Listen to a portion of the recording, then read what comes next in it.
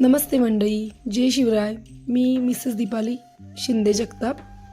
माझ्या सर्व शेतकरी बांधवांना एक सूचना करू इच्छिते की अगदी गेल्या महिन्यातच आपण खूप अफवा उठल्या आहेत.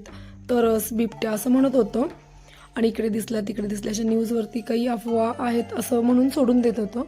पण काल अगदी आमच्या शेजारी असलेले श्री सरिता श्रीकांत माने हे आमचे जे शेजारी आहेत त्यांची शेळी लक्ष्मी ही 2 ते 3च्या सुमारास जेव्हा कुत्रे खूप भुंकत होते, त्याच्याकडे नेहमीसारखेच भुंकतायत पण आज जरा जास्त भुंकतायत असं म्हणून दुर्लक्ष करण्यात आलं.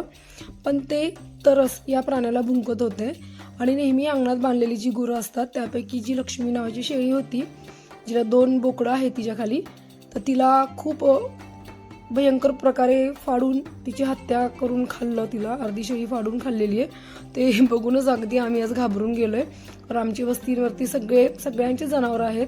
मी स्वतः शेती करते आणि माझी सगळे शेतकरी बांधवांच्या दारामध्ये वेगवेगळी जनावरं आहेत. दुभती म्हणा किंवा जोडधंदा म्हणून जो आपण शेळी करतो आम्ही शेतकरी, तर तसं सगळ्यांच्याकडे कोंबड्या शेळ्या आहेत. आणि आजूबाजूला मका खूप दाट असल्यामुळे ते तरस कसं आलं काही कळलं नाही. खरं हा प्रश्न पडला होता की एवढं भयंकर कोणी फाडलं एवढ्या कुत्र्यांच्या मधून. पण जेव्हा ते वन विभागाचे अधिकारी आले त्यांनी शहानिशा केली, त्याच्यानंतर त्यांनी अंतिम निर्णय सांगितला की हे तरसाचंच काम आहे. त्यामुळे माझ्या सर्व शेतकरी बांधवांना आणि सर्वांनाच मी विनंती करते की संध्याकाळी शक्यतो अलर्ट राहा.